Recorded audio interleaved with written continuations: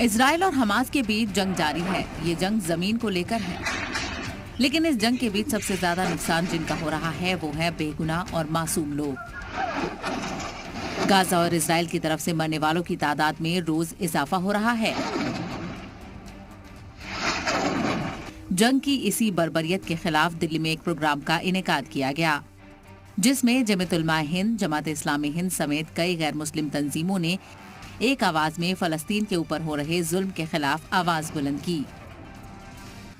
एक ऐसी रियासत को जो फ़लस्तीनियों की ज़मीन पर कब्ज़ा करके बनाई गई, हर बार उसको मजबूत किया गया, हर बार उसका दायरा और बढ़ा है।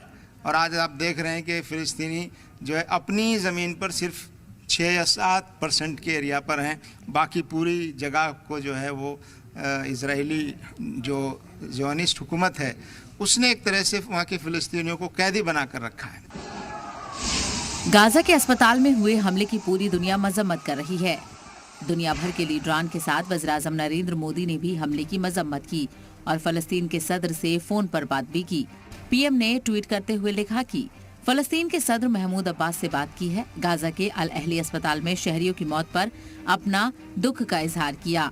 हम फलस्तीनी लोगों के लिए ह्यूमैनिटेरियन ग्राउंड पर मदद भेजना जारी रखेंगे।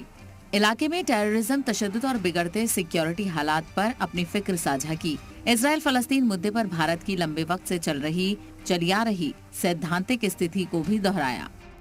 पीएम के इस ट्वीट का भी खैर मकदम किया गया है, लेकिन साथ ही ये भी कहा गया है कि हिंदुस्तान में भी इस तरह पनप रही नफरत खत्म होनी चाहिए। प्रधानमंत्री जी को ने जो ट्वीट करके और वहाँ के प्रेसिडेंट महमूद अब्बास से बात करके और अफसोस जताया वहाँ जो कुछ हो रहा है उस पर, तो ये एक पॉजिटिव इसको हम चीज़ ले सकते हैं। लेकिन अफसोस इस बात का है कि हमारे यहाँ भी, हमारे मुल्क में भी कुछ ऐसी ताकतें और ऐसे गिरोह हैं जो बिल्कुल इजराइल में जॉइनिस्ट की तरह यहाँ के हालात को पोलराइज करना चाहता है।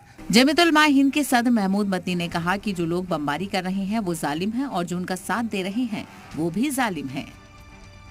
मुझे फलस्तीन के बारे में ये कहना ज़रूरी समझता हूँ कि जो लोग बमबारी कर रहे हैं वो जालिम हैं और जो उनका साथ दे रहे हैं अपने अपने मुल्कों से वो भी जालिम हैं। जालिम और जालिम के साथ देने वाले भी जालिम। महमूद मदनी ने मजीद कहा कि ये सिर्फ मुसलमानों का इशू नहीं है। उन्होंने कहा कि हिंदुस्तान में आज भी वो ताकत है कि वो सामने आकर इस हमले में अपना अहम रोल अदा कर सकता है।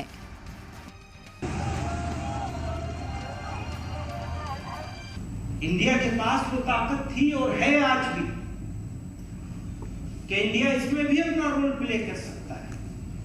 वो करना है, उसके लिए तैयार करना है लोगों को। काश वो दिन देखने को नसीब हो जाए। इस तकरीब में आरजेडी तर्जुमान केसी त्यागी ने भी शिरकत की। केसी त्यागी ने कहा कि इजराइल फलस्तीन की जमीन पर कब्जा किए बैठा है। साथ ही उन्होंने महाभारत की मिसाल देते हुए कहा कि हर जंग की एक मर्यादा होती है, लेकिन इजराइल ने सभी हदों को तोड़ दिया है।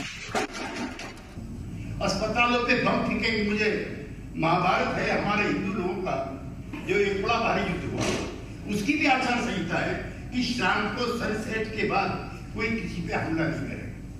यहाँ फिलिस्तीन के खिलाफ जितने भी हमले हैं रात को हो रहे हैं। जो मर्यादाएं होती है युद्ध की, वार क्राइम्स जितने भी दुनिया में हुए हैं, हिटलर ने किए, मुसोलिनी ने किए, तोजो ने किए, जिन जिन लोगों ने किए, उनसे बड़े वार क्राइम आज हो रहे हैं। इसी मौजू पर प्रेस क्लब ऑफ इंडिया में भी प्रोग्राम का इनेकाद किया गया, जिसमें मुख्तलिफ इदारों से जुड़े दानिश्वरों ने शिरकत की। इस मौके पर जेएनयू प्रोफेसर विकास वाजपेयी ने कहा कि मगरबी ममालिक की मदद से इजराइल फलस्तीनियों के घरों पर कब्जा किया है। फिलिस्तीन के साथ एक तारीखी नाइंसाफी हुई है। ठीक, फिलिस्तीनियों से उनका घर छीन लिया गया। वहाँ वेस्टर्न पावर्स की सपोर्ट से, उनकी मदद से यहूदियों को वहाँ उनको काबिज किया गया। हिंदुस्तान के साथ साथ दीगर ममालिक में भी इजराइल के खिलाफ एहतजाजी मुजाहरे हो रहे हैं। कई ममालिक में तो यहूदियों ने सड़कों पर उतरकर फलस्तीन की हिमायत में एहतजाज किया। उम्मीद है कि इस आवाज का असर दूर तक होगा। बहुत बहुत शुक्रिया हमसे बात के लिए। साफ तौर पर है जिस तरीके से लगातार फलस्तीन और इजराइल के बीच की जंग के बीच दुनिया दो धड़ों में बढ़ती नजर आ रही है। मुस्लिम संगठन हो, दूसरे गैर मुस्लिम संगठन हो, वो सभी लोग फलस्तीन के हक में इस बात को लेकर आवाज़ बुलंद कर रहे हैं कि जो ज़मीन जिसकी थी आज वो महज 7-8% पे सिमट कर रह गई है और इसराइल ने जिस तरीके से कब्जा किया है वो बहुत ही ज़्यादा गैर जिम्मेदाराना रवैया रहा है। लेकिन बार बार जिस तरीके से चाहे यूएन की रिपोर्ट हो, चाहे यूएन सिक्योरिटी काउंसिल की बात हो या फिर दूसरे मुल्कों की जिस तरीके से लगातार ओआईसी में मीटिंग के बाद पूरा हुक्का पानी बंद करने की कवायद जो शुरू करने की कोशिश की गई है, अब देखते हैं ये होगा कि आने वाले दिनों में इसका असर कितना देखने को मिलेगा। वीडियो न्यूज़ गौतम महांतो के साथ सैयद मुबशिर, जी मीडिया, दिल्ली।